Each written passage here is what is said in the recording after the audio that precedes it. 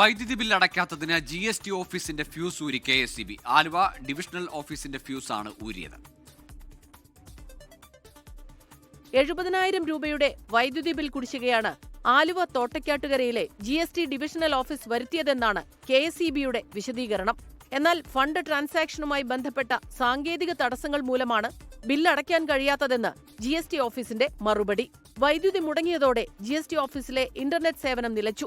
ഇതോടെ ഓഫീസിന്റെ പ്രവർത്തനം സ്തംഭിച്ചു. കഴിഞ്ഞ ഒരു വർഷത്തിനിടെ മാത്രം ഈ ഓഫീസിലൂടെ 800 കോടി രൂപയുടെ GST വരുമാനം സർക്കാർ ഖജനാവിലേക്ക് എത്തിയിട്ടുണ്ട്. വൈദ്യുതി ബന്ധം വിച്ഛേദിക്കുന്നതിന് മുൻപ് KSEBയോട് സാവകാശം അനുവദിക്കണമെന്നാവശ്യപ്പെട്ടിരുന്നെങ്കിലും അത് പരിഗണിക്കാതെയാണ് ഫ്യൂസ് ഊരിയതെന്നാണ് ഉദ്യോഗസ്ഥരുടെ ആരോപണം. സംഭവത്തിൽ ഉന്നത ഉദ്യോഗസ്ഥർ ഇടപെടണമെന്നാവശ്യപ്പെട്ട് ബന്ധപ്പെട്ട വകുപ്പുകൾക്ക് പരാതി നൽകാനുള്ള നീക്കത്തിലാണ് GST വകുപ്പ്. 24 കൊച്ചി. ലോകത്തെവിടെയായാലും ഏത് സമയത്തും 24 വാർത്തകളും ഓഗ്മെന്റഡ് റിയാലിറ്റി പാക്കേജുകളും എക്സ്പ്ലെയിനറുകളും വിശദമായി കാണാൻ ഞങ്ങളുടെ YouTube ചാനൽ നിങ്ങൾക്ക് സബ്സ്ക്രൈബ് ചെയ്യാം.